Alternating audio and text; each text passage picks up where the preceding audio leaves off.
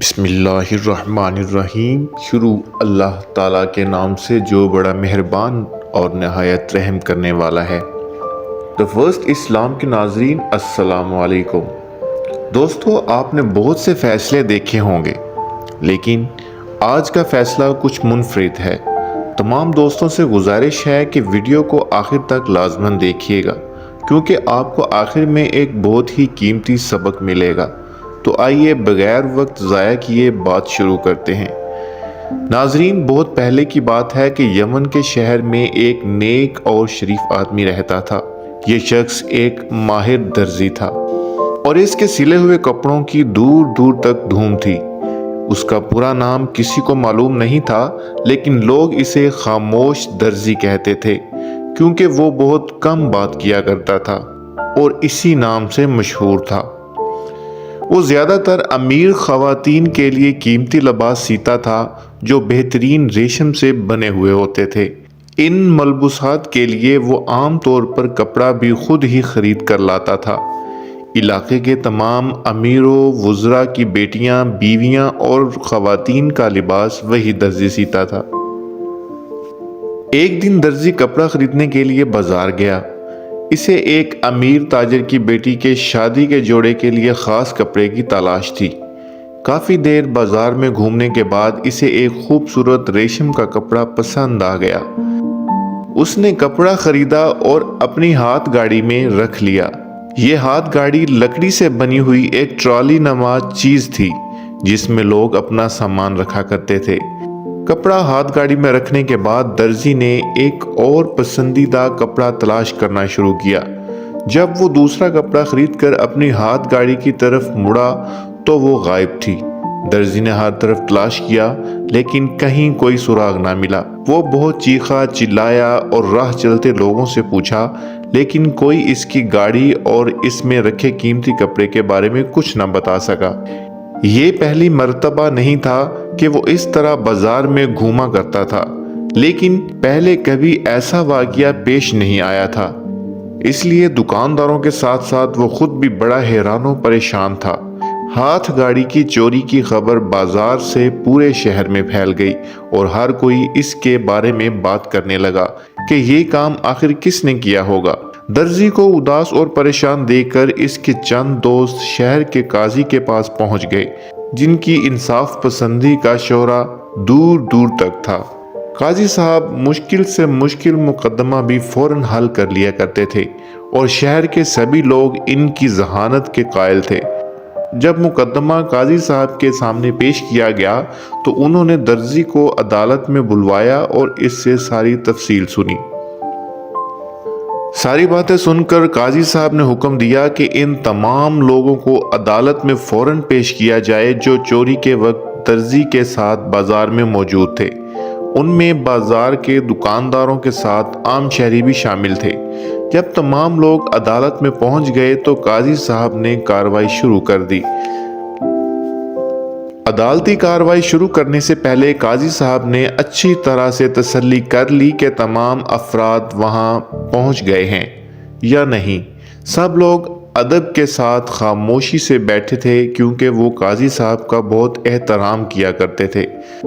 پھر قاضی نے ایک نظر سب کے چہروں پر ڈالی اور چند لمحوں کے بعد عدالت کے باہر کھڑے سپاہیوں کو اندر بلایا۔ سپاہیوں کو بلا کر قاضی صاحب نے حکم دیا کہ بازار کے باہر چوک میں کھڑے محافظ سپاہی کے مجسمے کو بھی گرفتار کر کے یہاں لایا جائے، کیونکہ اس نے اپنی ڈیوٹی صحیح طریقے سے انجام نہیں دی تھی۔ سپاہی حیران ہو کر قاضی کے حکم پر عمل کرنے لگے۔ کچھ ہی دیر کے بعد وہ پتھر کے مجسمے کو رسیوں میں باندھ کر عدالت میں لے آئے۔ عدالت میں موجود لوگ مجسمے کو رسیوں سے جکڑا ہوا دیکھ کر ہنسنے لگے اور ایک دوسرے سے سرگوشیاں کرنے لگے کہ شاید قاضی صاحب پاگل ہو گئے ہیں۔ درزی بھی یہ صورتحال دیکھ کر ہنس پڑا اور اس کے ساتھ دیگر لوگ بھی ہنسنے لگے۔ ان سب کی ہنسی رکنے کا نام ہی نہیں لے رہی تھی۔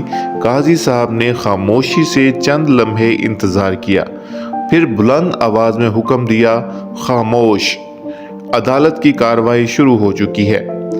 قاضی صاحب کے چہرے پر سنجیدگی دیکھ کر سب لوگ فوراً خاموش ہو گئے، کیونکہ وہ جانتے تھے کہ اگر وہ مزید ہنستے رہے تو قاضی صاحب ان کے خلاف کوئی سخت حکم جاری کر سکتے ہیں۔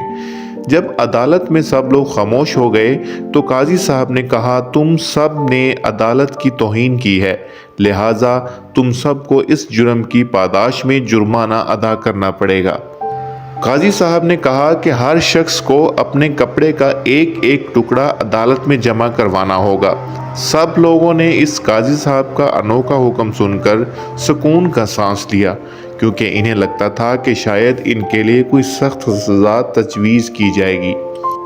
پھر عدالت کے سپاہی ہر شخص کے پاس جا کر کپڑے کا ٹکڑا وصول کرنے لگے۔ کسی نے اپنے لباس کا کونا پھاڑ دیا تو کسی نے اپنا رومال پیش کیا۔ درزی بڑے غور سے ساری کارروائی کو دیکھ رہا تھا، لیکن اس کی سمجھ میں کچھ نہیں آ رہا تھا کہ یہ سب کیا ہو رہا ہے۔ جب سب کے کپڑے جمع ہو گئے تو قاضی نے درزی کو بلایا اور اس کے سامنے کپڑوں کا ڈھیر رکھتے ہوئے پوچھا، کیا تمہارا چوری شدہ کپڑا ان میں موجود ہے؟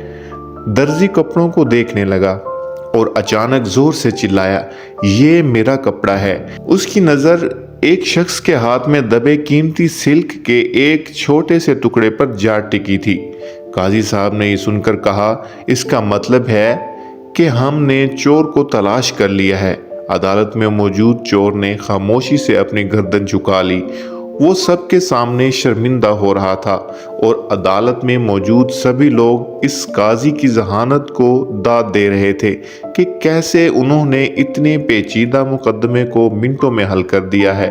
پھر قاضی صاحب چور کی طرف دیکھ کر بولے، تمہیں اس چوری کی سخت سزا دی جائے گی، جس کے بعد اسے جیل بھیج دیا گیا۔ اس کے بعد قاضی صاحب نے حکم دیا کہ محافظ سپاہی کے مجسمے کو واپس بازار میں نصب کر دیا جائے تاکہ وہ مجرموں کو پکڑنے میں سپاہیوں کی مدد کر سکے۔ قاضی صاحب کے حکم پر سپاہیوں نے مجسمے کو اٹھایا اور بازار میں اس کی جگہ پر نصب کر دیا۔ تو یہ تھا انصاف کا تقاضا جو پورا ہوا۔ امید ہے آپ کو آج کی کہانی پسند آئی ہوگی اور اس واقعے سے آپ کو بہت کچھ سیکھنے کو ملا ہوگا۔ اگر ویڈیو اچھی لگی ہو تو لائک کریں اور ہمارے چینل دی فرسٹ اسلام کو سبسکرائب کریں تاکہ ہماری آنے والی نئی ویڈیوز آپ کو ملتی رہیں۔ اگر زندگی رہی تو ایک اور ویڈیو کے ساتھ حاضر ہوں گے انشاءاللہ۔ آپ ہمیں اجازت دیجیے۔ اللہ حافظ۔